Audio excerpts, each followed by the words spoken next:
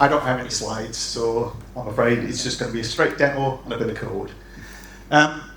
My talk actually was listed as media queries versus custom components, but it's more about how we did, or why we decided to build a custom component. There are some great Servoy components, and the vast majority of applications can do what they need to do with the components that are shipped with Servoy. But occasionally your designer, if you use one, will come up with something that can't be done by building components. And just to give you a quick example, this is what our designer came up with for a new design for one of our portals, and the navigation bar at the top has this drop-down area that comes up as cards instead of your standard drop-down menu. The Servoy nav bar would have been the natural thing that we would have used for this, but even with the CSS, playing around with CSS, we weren't able to get a card display because of the extra subtext that's needed for each item in the menu. So we decided to go for a custom component. The custom component that we have built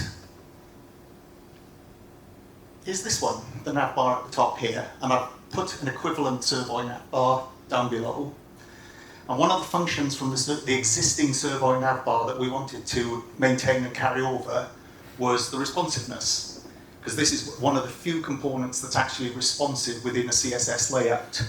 And what you find with the Servoy nav bar is as you collapse your screen, it collapses into a hamburger menu where you get your options. And ours does much the same, slightly different layout, but we've maintained our card layout for the menu. Now, that's all great. The Servoy component does the responsiveness using CSS media queries. There's one slight drawback with a media query. The media query relies on viewport size, which works fantastically the way I've just shown it there. However, if you stick your nav bar in a split pane and collapse your split pane, our nav bar still collapses, but the Servoy one doesn't. And if you carry on collapsing, it just drops into itself. And the reason we built it like that is because we use a lot of split bars within our application, and we use nav bars within split bars. And the way we achieve this is by using something, an API that's within the browser called the Resize Observer. So for anyone who builds their own components, it's a very, very useful API. I'll just show you the code for it. Well, actually, I'll show you the Servoy code first. So if you look at our form,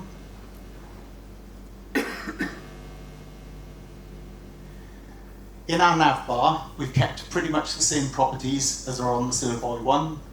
The Servoy one has a collapsing property called true or false. If you set it true, it will collapse. If you set it to false, it'll never collapse. We have a similar property called collapse, but we get some extra properties in there, one of which is the width. And that is the width that you want the property, the navbar to collapse on. So for different size splits and things, if you know what's going to be in the menu, you can tell it exactly what size you want it to collapse at. That translates into our component by using a resize observer. And for anyone who's familiar with building components, it's in your TS file. You just create a variable that's of type resize observer. Zoom. Is it Command plus or Control plus? Command plus. Command plus. Yeah, is that better for everyone? Yeah. So you create a variable of type resize observer, and in our on changes, if we have the collapse property defined, we create a new resize observer. And all you pass to the resize observer is the function that you want to execute when something resizes. And that function will receive a list of the elements that have become resized and their current sizes. And so we say, right, for every element that's in that list, get the border box size. Now there are three types of properties you can look at. You can look at the border box size, the content box size, or the device pixel of box size. We went with the border box size because, depending on your design, the size of the component can vary with the border changing. If you don't look at the border box size, if you look only at the content box size, if your border gets bigger, it doesn't get triggered. So you create a function, and all we do is say, if the box size current value is less, if our current value for our component collapse is larger than the current box width, then we remove the class show. So it takes the element, takes the show class away from it. It will add a class called @bar_collapsed, which lets things know that it's now in the collapsed state. And we toggle the show class, we add the show class to the hamburger button. So the element that needs to be collapsed disappears, the button appears.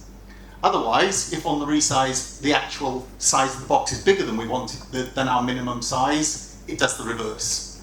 It shows the collapse element and hides the hamburger button. So that's the function that will get called when something resizes. You then tell your observer what it needs to observe.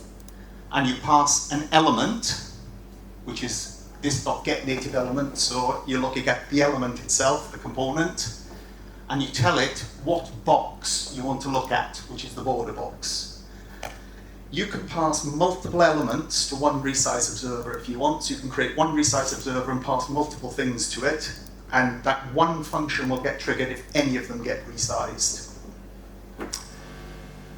And that's about it, really. Probably a lot less than 10 minutes. Yeah, you've got 3 minutes left. Any questions? How many calories in a banana? Quick show of hands, who creates their own custom components here? Do any of you already use the resize observer? Was it something you were aware of? Is it something you might find useful? Great. Thank you.